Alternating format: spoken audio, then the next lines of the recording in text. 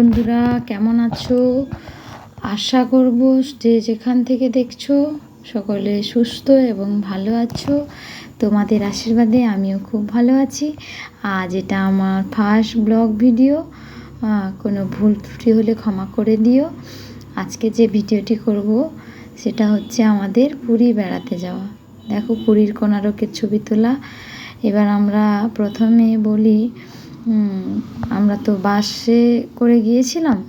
বাসে করে গিয়ে প্রথমে ঢুকেছিলাম নন্দনকানন। নন্দনকানন থেকে উদয়গিরি এবং খণ্ডগিরি। এটা উদয়গিরি এবং খণ্ডগিরিতে তোলা ছবি এগুলো। তবে উদয়গিরি এবং খণ্ডগিরিতে ঠিক ওঠার আগেই আমাদের একজনের সঙ্গে দেখা করে যেতে হয়। সে কে বলো তো? দেখলেই বুঝতে পারবে, একটুখানি ওয়েট করো তাহলেই বুঝতে পারবে। দেখো, এখানে ওদেরকে খাইয়ে কিন্তু আমাদেরকে যেতে হয়।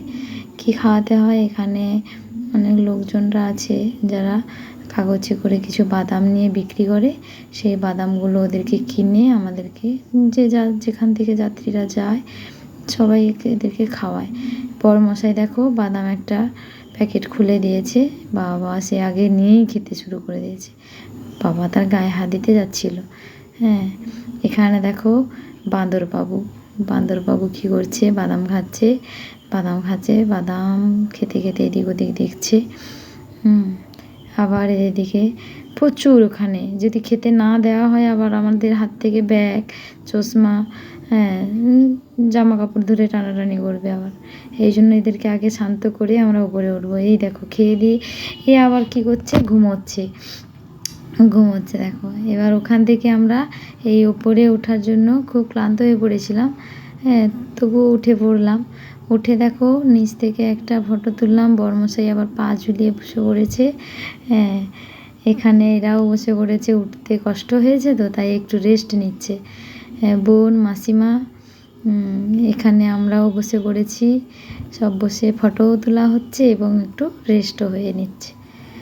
এবার দেখো এখানে দাঁড়িয়ে একটা ফটো তুললাম।